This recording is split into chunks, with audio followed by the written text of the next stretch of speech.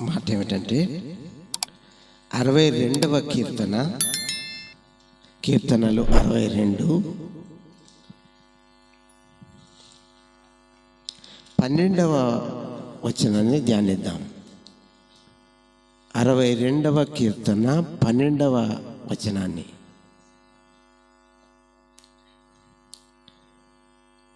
దేవుడు ప్రతి ఒక్కరితో మాట్లాడుతూ ఉన్నాడు ఈ మాటలు. 62వ కీర్తన 12వ వచనం. ప్రభువా, మనుషులందరికీ వారి వారి క్రియల చొప్పున నీవే ప్రతిఫలం ఇచ్చుచున్నావు, కాగా కృప చూపుటయు నీది.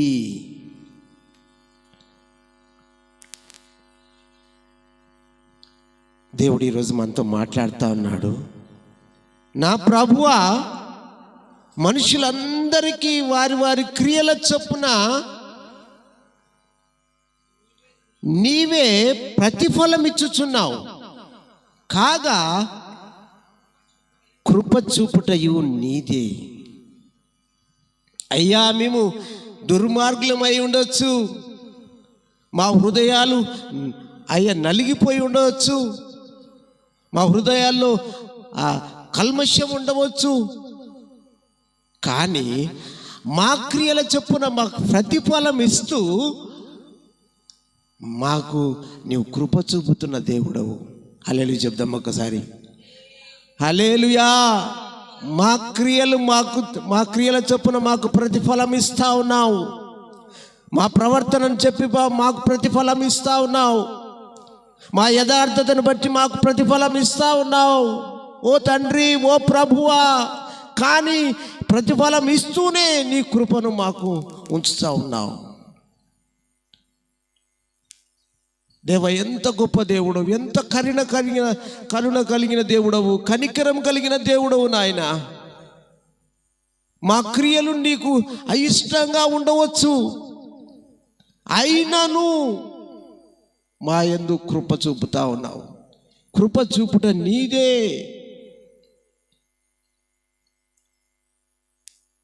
తండ్రి, మా క్రియలు ఎలా ఉన్నాయో మా అంతరాత్మకు తెలుసు నాయన. యథార్థవంతులుగా ప్రవర్తించమని నీ బైబిల్ లేఖనం చెబుతా ఉంది తండ్రి. సత్ప్రవర్తన కలిగి నడుచుకోమని చెబుతా ఉంది అయ్యా.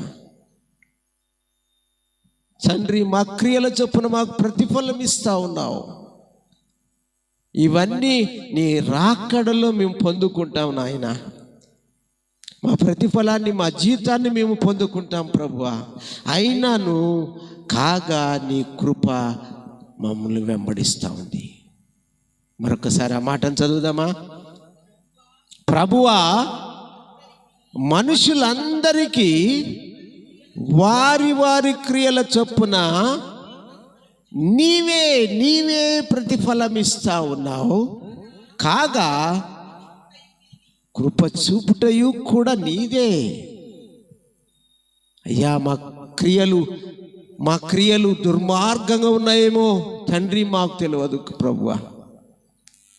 మా ప్రవర్తన దుర్మార్గం ఉందేమో, మా ఆలోచన దుర్మార్గంగా ఉన్నాయేమో, నా తలంపులు దుర్మార్గంగా ఉన్నాయేమో ప్రభువా.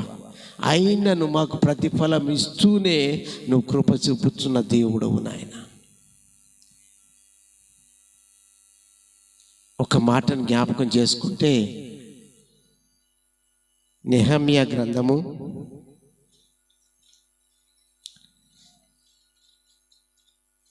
9వ అధ్యాయము. నెహమ్యా గ్రంథము 9వ అధ్యాయము 18వ వచనం నుంచి చదువుకుంటూ పోతే, నెహమ్యా గ్రంథము 9వ అధ్యాయము 18 నుండి చదివితే, వారు ఒక పోత దూడను చేసుకొని ఐగుప్తులో నుండి మమ్మును రప్పించిన దేవుడు ఇదే అని చెప్పి నీకు బహు విసుగు పుట్టించినను వారు ఎడారిలో ఉండగా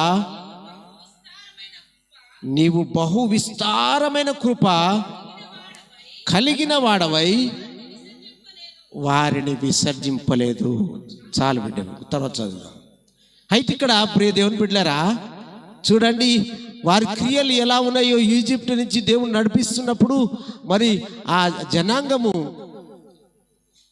దేవునికి విరుద్ధమైన క్రియ చేసింది. ప్రియ దేవుని బిడ్డలారా, విరుద్ధమైన క్రియని, వారి బంగారాలన్నీ తీసుకొచ్చి ఒక దూడని తయారు చేసుకొని మమ్మల్ని నడిపిస్తున్న దేవుడు ఇదే అని వారు చెప్తా ఉన్నారు.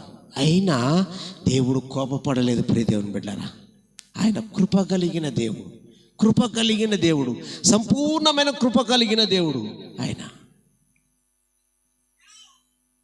అక్కడ వారిని విసర్జించలేదట. ఏం చేశాడో కింద రాయబడింది. ప్రియ దేవుని బిడ్డలారా, చదవండి ఆ మాట. 19వ వచనాన్ని చదువు. మార్గము గుండా వారిని తోడుకొని పోవుటకు పగలు మేఘస్తంభమును, దారిలో వారికి వెలుగిచ్చుటకు రాత్రి అగ్నిస్తంభమునై వారిపై నుండి వెళ్ళిపోక నిలిచాను. చూడండి ఎంత కరుణ కలిగిన దేవుడో ఇక్కడ స్పష్టంగా అర్థమవుతుంది. ప్రియ దేవుని బిడ్డరా, మన క్రియలు ఎలా ఉన్నప్పటికీ కూడా ఆయన కృప మాత్రం మనల్ని ఎడబాయలేదు. ఆ ఈజిప్ట్ల నుంచి నడిపిస్తున్న ఆ జనాంగం అంతా కూడా దూడం చేసుకొని దేవునికి విరుద్ధమైన క్రియలు చేస్తున్నప్పటికీ కూడా ఆయన వారిని విసర్జించకుండా వారికి ఏమైందంట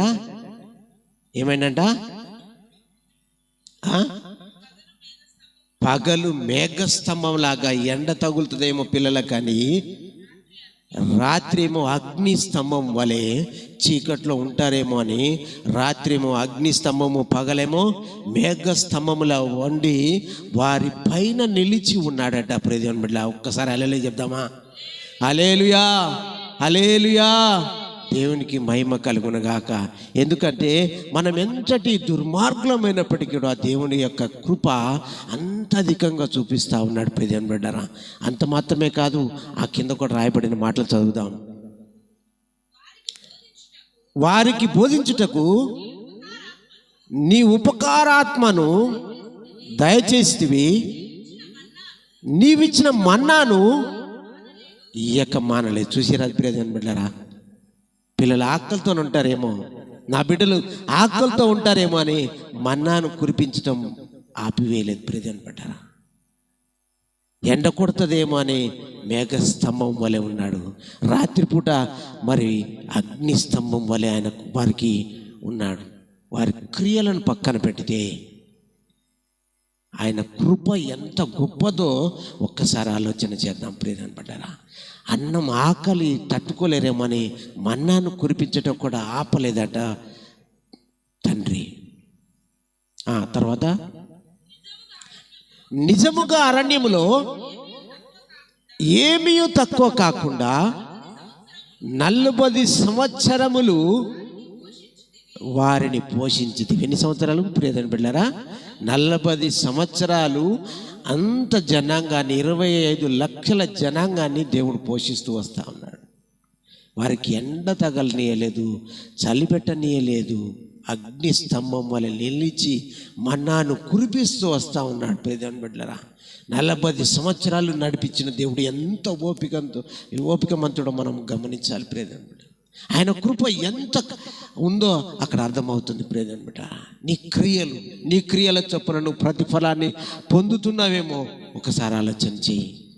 నీ క్రియ దేవునికి ఇష్టంగా ఉందా? నీ ప్రవర్తన దేవునికి ఇష్టంగా ఉందా? నీ యథార్థత దేవునికి ఇష్టంగా ఉందా?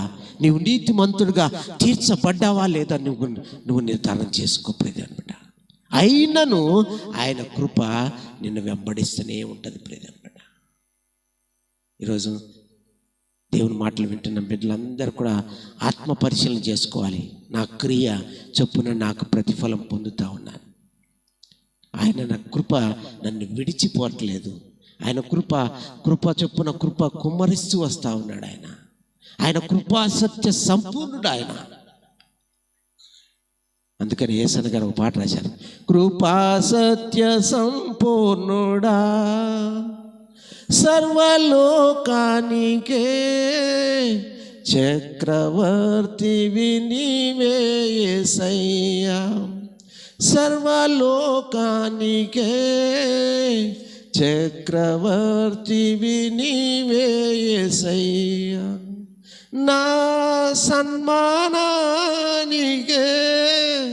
మహనీయుడవు నీవేనయ్యా, మహనీయుడవు నీవేనయ్యా, కృపా సత్య సంపూర్ణుడా సర్వలోకానికే చక్రవర్తివి నీవే యేసయ్యా.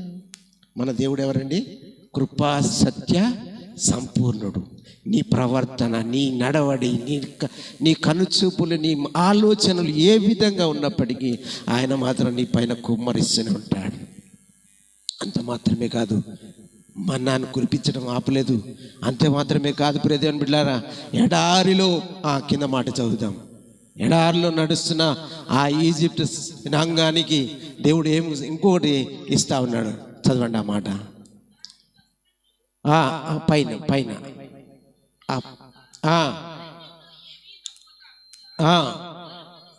40 సంవత్సరములు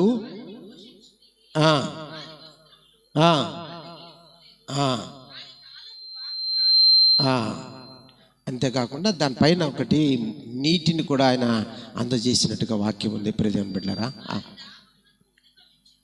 వారి దాహమునకు ఉదకము ఇచ్చితివి. చూడండి ప్రియదేవుని బిడ్డలారా, ఎడారి ప్రాంతము, నీరు కనపడని ప్రాంతములో ఒక బండను కొట్టినప్పుడు సమృద్ధిగా జనాంగానికి నీరును దయచేసిన దేవుడు ఆయన. వారు దేవునికి అయిష్టులుగా ఉన్నప్పటికీ ఆయన కృప మాత్రం తక్కువ చేయలేదు. ప్రియదేవుని బిడ్డలారా, ఎండ తగిలిందా? చలికి వణికిపోతా ఉన్నావా? ఆకలి లేక, మన్నా లేక నువ్వు ఇబ్బంది పడతా ఉన్నావా? నీరు లేక ఇబ్బంది పడుతున్నావా అని నీటి బుగ్గను కూడా ఆయన దయచేసిన దేవుడు ఆయన. 40 సంవత్సరములు వారిని మరి పోషించిన దేవుడు ఆయన. అక్కడ మాట చదివితే వాళ్ళ కాళ్ళకి ఏమైనా వాపులు వచ్చినాయంటే వాపులు రాలేదు. ప్రియదేవుని బిడ్డలారా, వాళ్ళ బట్టలు ఏమన్నా మైలైనా అంటే మట్టి కూడా అంటలేదు. ప్రియదేవుని బిడ్డలారా, 40 సంవత్సరములు ఆయన వారిని ఆ విధంగా పోషిస్తూ వస్తూ ఉన్నాడు. ప్రియదేవుని బిడ్డ, ఒక్కసారి ఆలోచన చేయి. ప్రభువు సెలవిస్తూ ఉన్నాడు, మనుషులందరూ క్రియల చొప్పున వారికి ప్రతిఫలం ఇస్తూ ఉన్నాడట. నువ్వు ప్రతిఫలం పొందగోరితే నీ ప్రవర్తనలో లోపం ఉంటే సరి చేసుకోవాలి. నీ యథార్థతలో లోపం ఉంటే సరి చేసుకోమని చెప్తా ఉన్నాడు. నీ హృదయంలో ఏదైనా కల్మషం ఉన్నట్టయితే ఎదుటి వారి పట్ల నువ్వు దురాలోచనలు ఆలోచిస్తూ ఉంటే దాన్ని విడిచిపెట్టమంటా ఉన్నాడు. ఎందుకంటే ఆయన రాకడలో నీ జీతము నీవు పొందుకోవాలి కనుక. ఆయన రాకడలో నీ జీతాన్ని నీకు అప్పగిస్తాడు ఆయన. ప్రకటన గ్రంథం 22వ అధ్యాయంలో రాయబడి ఉంటుంది, చదవనవసరం లేదు, కానీ ఆ మాట రాయబడింది. 8వ వచనంలో రాయబడి ఉంటుంది అనుకుంటా, బహుశా ప్రకటన 22:8 రాయబడి ఉంటుంది. వారి క్రియల చొప్పున వారికి జీతాన్ని అనుగ్రహించే దేవుడు ఆయన. నీ క్రియ దేవునికి ఇష్టంగా ఉందా? ఇదిగో త్వరగా వచ్చుచున్నాను, వారి క్రియల చొప్పున ప్రతి వానికి ఇచ్చుటకు నేను సిద్ధపరిచిన జీతము నా యొద్ద ఉన్నది. ప్రియదేవుని బిడ్డ, నీ జీతం ఆయన దగ్గర ఉంది, ఇస్తాడు ఆయన. నీ క్రియ, నీ నీ ప్రవర్తన, నీ యథార్థత దేవునికి ఇష్టంగా ఉంచేటట్టుగా నువ్వు ఆలోచన చెయ్యి. అయ్యా, నా క్రియ ఏమైనా దోషంగా ఉందేమో, నీకు అయిష్టంగా ఉందేమో, నేను సరి చేసుకుంటానయ్యా. నా యథార్థతలో లోపం ఉందేమో, దాన్ని సరి చేసుకుంటానయ్యా. నా నడవడికలో తేడా ఉందేమో, సరి చేసుకుంటానయ్యా. ఒక చిన్న మాట చెప్తాను. నీ ప్రవర్తన దేవునికి ఇష్టంగా ఉన్నప్పుడు ఆయన నీ జీతాన్ని చివరి క్షణంలో ఇచ్చి నిన్ను ఆయన రాజ్యంలో నిలపాలని ఆశపడతా ఉంటాడు. ప్రియ దేవుని బిడ్డ, నువ్వెక్కడ ఉండాలో ఆలోచన చేయి. నిత్యము అగ్నిలో ఉండాలని ఆశిస్తున్నావా, లేక నిత్యము దేవుని రాజ్యంలో తిరగాలని ఆశిస్తా ఉన్నావా? దేవునితో నడవాలని ఆశిస్తా ఉన్నావా? అందుకే చెప్తా ఉన్నాడు, వారి వారి క్రియల చొప్పున ఆయన ప్రతిఫలం ఇస్తాడు. ఇప్పుడు కృప చూపుతూనే ఉంటాడు, ప్రతిఫలాన్ని ఇస్తూనే ఉంటాడు. ప్రియదేవుని బిడ్డ, ఒకానొక దగ్గర 3 చెట్లు ఉన్నాయంట. 3 చెట్లు ఉన్నాయంట. ఆ చెట్లు మాట్లాడుకుంటున్నాయంట. ప్రియదేవుని బిడ్డ, ఒక చెట్టు అంటుందంట, నువ్వేం కావాలని ఆ 2 చెట్లు అడిగినప్పుడు మొదటి చెట్టు అంటుందంట, నేను రాజుల ఇళ్లలో ఉండేటువంటి ఒక పెట్టెను కావాలని, అది వజ్రాలతో నింపబడేటువంటి పెట్టెగా ఉండాలని ఆ చెట్టు అంటా ఉందంట.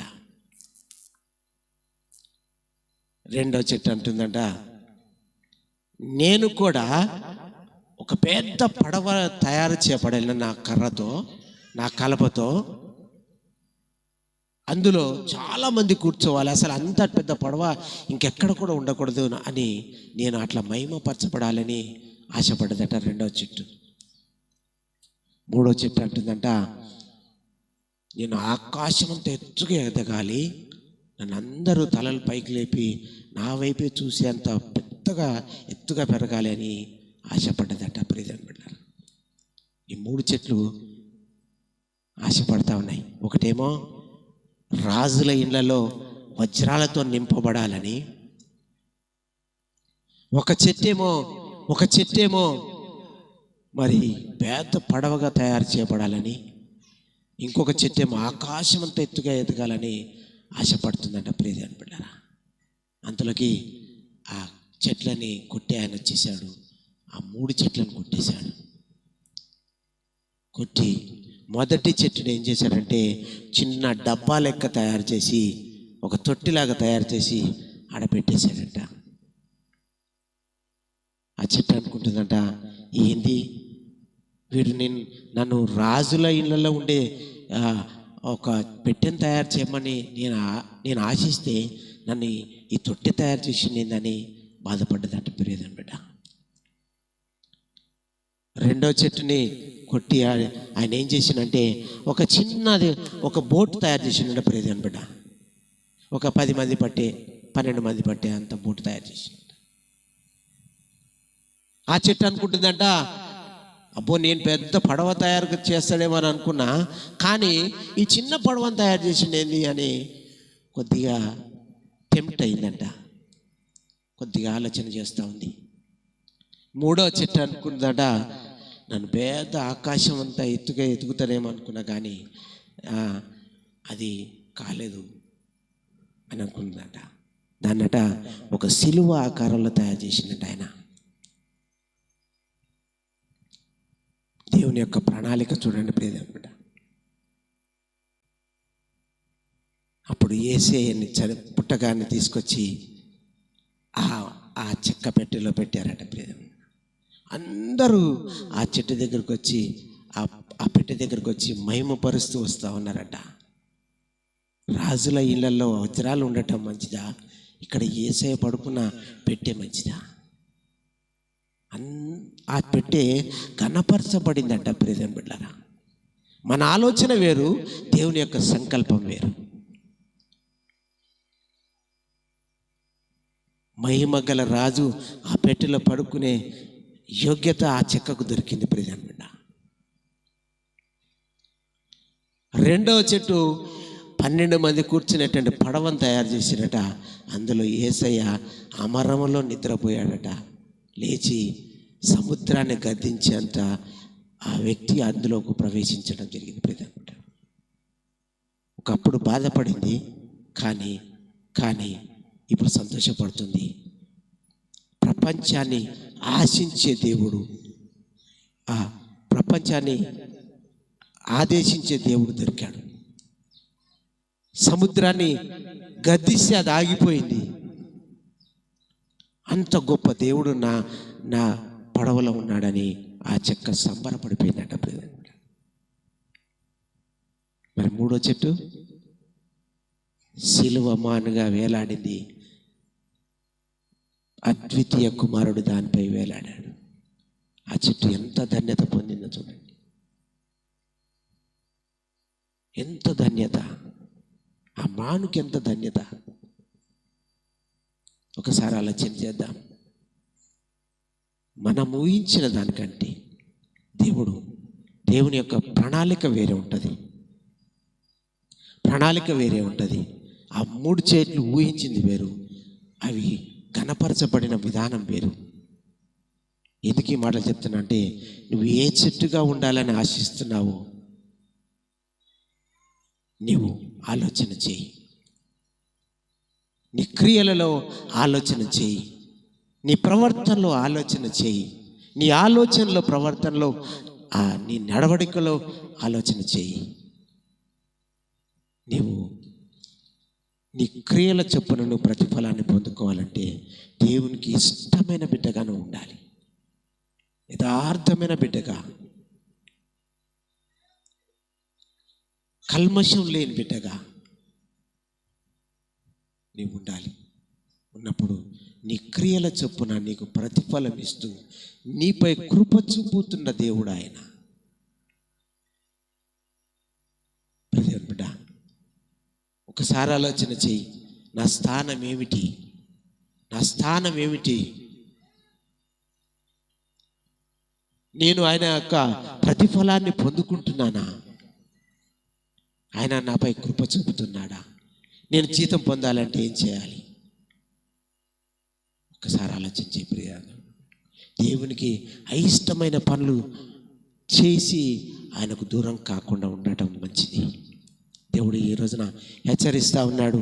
నీ క్రియలు దేవునికి ఇష్టంగా ఉంటే అధికమైన కృప నీపై కుమ్మరించబడుతుంది.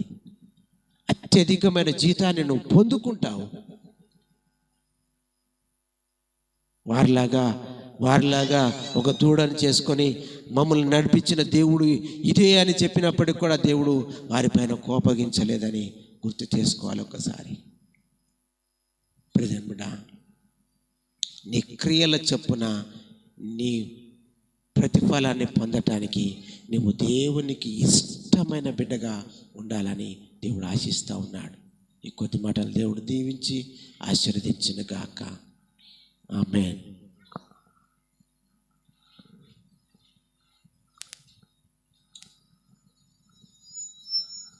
ప్రార్థన చేస్తారు. తలలోంచి కళ్ళు మూసుకోనండి.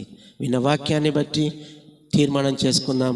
తండ్రి, నీకు ఇష్టమైన బిడ్డగా నేను ఉండాలని, నీ ప్రతిఫలాన్ని నేను పొందుకోవాలని, అయ్యా నీవు చూపుతున్న ప్రతి కృప నాపై ఉండాలని నేను ఆశిస్తున్నా. దేవా, నాలో ఎక్కడ తేడా ఉందో అయ్యా దాన్ని సరి చేసుకుంటాను ప్రభువా.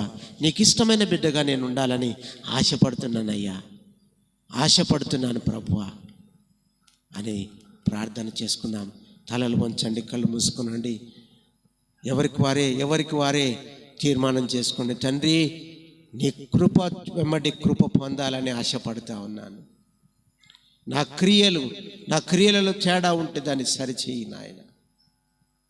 నా ప్రవర్తనలో తేడా ఉంటే సరిచేయి ప్రభువా. నా ఆలోచనలో తేడా ఉంటే సరిచేయి ప్రభువా. అయ్యా, నీ వైపే చూసే కన్నులు నాకు దయచేయి నాయన.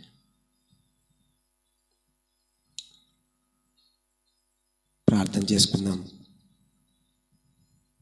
మన మధ్యలో పాస్టర్ గారు ప్రార్థన చేస్తారు.